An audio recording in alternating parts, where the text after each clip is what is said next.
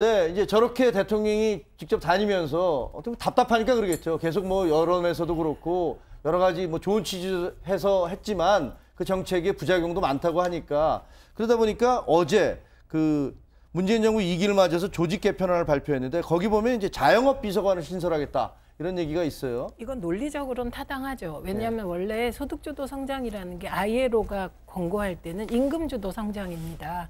근데 임금이라는 게 노동층만 들어가는 느낌이 들잖아요. 근데 우리나라의 경우는 자영업과 노동의 경계가 모호해서 사실은 자영업자 사장이라고 하지만 노동자이시거든요. 그러니까. 그렇기 때문에 그 700만 명 정도 되기 때문에 소득주도 성장으로 이름이 바뀐 거고, 그렇다면 당연히 노동비서관이 있다면 우리나라는 자영업 비서관이 같이 있는 게 논리적으로 타당하고 필요하다고 생각이 듭니다. 근데 지금 이제 자영업 쪽에서 아마도 어제도 얘기가 나왔을 텐데 상당히 어려운 건 사실인 것 같아요. 카드 대금 수수료가 굉장히 이제 이 순환 속도가 빨라졌는데 이거를 오늘 카드를 쓰면 내일 들어와 줬으면 좋겠다는 말이 나올 정도로 지금 자금 순환이 잘 안 되고 그만큼 어렵다는 거잖아요. 며칠을 버티기 어렵다. 그럼 이런 상황에서 청와대에서 이제 자영업 비서관을 둬서 좀 즉각 응답을 하는 것은 필요한 것 같습니다. 한쪽에서는 야당이나 좀 네. 비판적인 입장에서는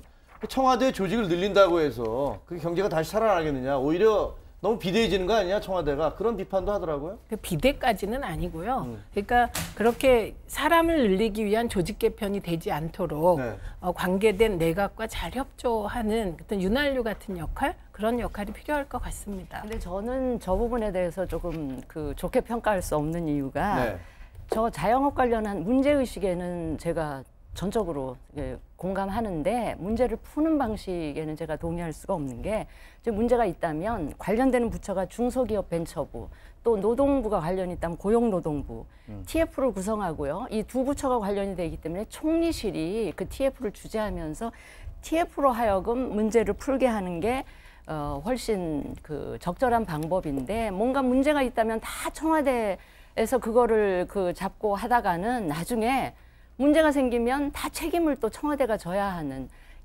저는 자충수를 두고 있는 게 아닌가 싶어서 조금 비판적으로 평가를 알겠습니다. 합니다. 네. 뭐 시간이 조금 지나면 과연 어떤 역할을 하는지 뭐 실적이 나올 테니까 그때 보기도록 하죠.